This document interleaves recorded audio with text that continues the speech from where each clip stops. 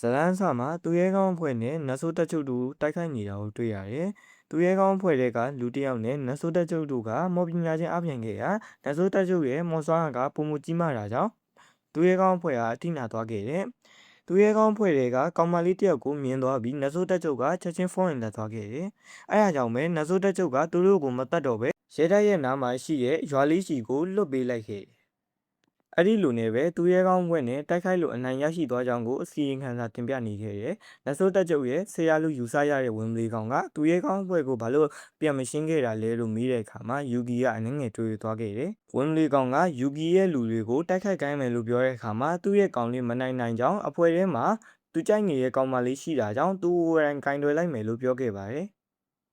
အစီရင်ခံစာတင်ပြလို့ပြီးအပြန်လမ်းမှာယူဂီကသူရဲကောင်းအဖွဲ့ကိုဒီတိုင်းလွတ်ထားလို့မဖြစ်တော့ကြောင်းကိုစဉ်းစားနေခဲ့တယ်။နောက်ရက်မှာပဲသူရဲကောင်းအဖွဲ့ကထပ်မံရောက်ရှိလာပြီးယူဂီကိုတိုက်ခိုက်ခဲ့ရာယူဂီရဲ့စွမ်းအားကပုံမကြီးမာတာကြောင့်ဘလို့တိုက်ခိုက်ယူဂီကိုမနိုင်ပဲဖြစ်နေခဲ့တယ်။အဲ့ဒီလိုနဲ့ပဲယူဂီကကမ်းလှမ်းချက်တစ်ခုပေးခဲ့ရာသူတို့အဖွဲ့တွေကသူကြိုက်နေတဲ့ကောင်မလေးဆိုရာကိုထားခဲ့ရင်မွန်းကူတပ်ဖို့ရှေ့ဆက်သွားခွင့်ပေးမယ်လို့ပြောတယ်။အဲ့ဒီလိုနဲ့ပဲတငယ်ချင်းကိုမထားရင်းနိုင်ကြောင်းအပြန်လန်းငင်းကုန်နေခဲ့ကြတယ်။အဲ့ဒီချိန်မှာပဲဆိုရာကသူကိုယ်တိုင်နေခဲ့မယ်လို့ပြောတဲ့အခါမှာအကုန်လုံးကဆွန့်ရသွားခဲ့တယ်။ဆိုရာရဲ့တငယ်ချင်းတွေကမုန်းကိုတပ်ပြီးပြန်လာခုံမယ်လို့ကြေပေးခဲ့တယ်။ဆိုရာကသူ့ကိုတိုက်ခိုက်မယ်ထင်ပြီးထားခဲ့ခိုင်းတာကြောင့်ယူကီကိုမော်ဆွမ်းတုံးပြီးချခဲ့ပေမဲ့လွတ်လွတ်ချော်ချော်ဖြစ်ခဲ့တယ်။ဒါပေမဲ့ယူကီကသူပြောချင်တာလေးကိုနားထောင်ပေးပါလို့ပြောပြီးဆိုရာကိုပမာလိုပဲချစ်တယ်လို့ဖွင့်ပြောလိုက်ပါတယ်။ယူကီအဲ့လိုပြောလိုက်တာကြောင့်ဆိုရာခင်ဗျာဆွန့်ရသွားခဲ့တယ်။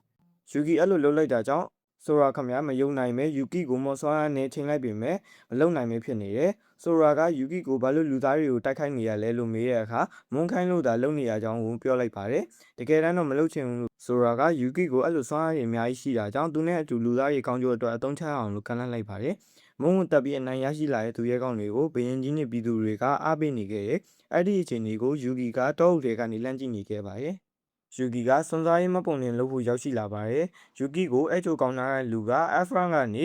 အဆရန်ဒီအမြင့်ဆုံးရှိရလို့ပြောလိုက်ပါတယ်။ယူကီကဆိုင်နဲ့ထပ်မံရောက်ရှိလာပြီးအလုပ်တွေကိုအကုန်လုပ်မယ်လို့သူပြောလိုက်တဲ့အချိန်မှာပဲဆိုရာကရောက်ရှိလာပြီးလက်မခံနဲ့လို့ပြောပြီးယူကီကိုစကားပြောအောင်အိမ်ကိုခေါ်သွားခဲ့ပါတယ်။ဆိုရာကယူကီကိုအဖန်ကနေဒီဘန်းကိုခဏလေးရောက်သွားတာကြောင့်လူတွေရိပ်မိကုန်ပြီးယူကီကိုလက်နက်အဖြစ်အသုံးချနိုင်ကြောင်းကို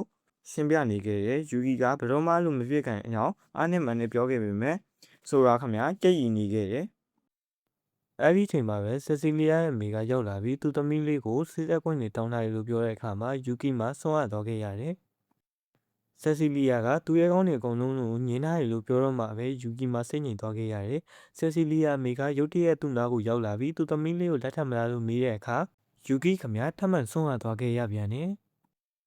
ယူကီကဆက်စီလီယာမျက်နှာကိုတစ်ချက်ကြည့်ပြီးစွန်စားရေးသမားလို့ရင်ကောင်းကောင်းမွန်မွန်ထားနိုင်မှာထပ်မံဖွင့်ပြောမယ်ဆိုပြီးညင်းလိုက်ပါတယ်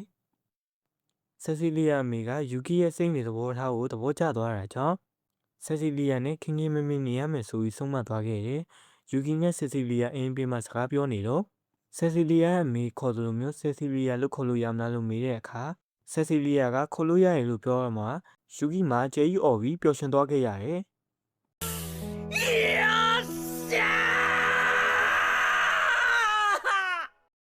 နောက်ထပ်ဗီဒီယိုတွေတင်ဆက်ပေးနိုင်ဖို့ like and subscribe လေးလုပ်ခဲ့ပေးကြပါဦး။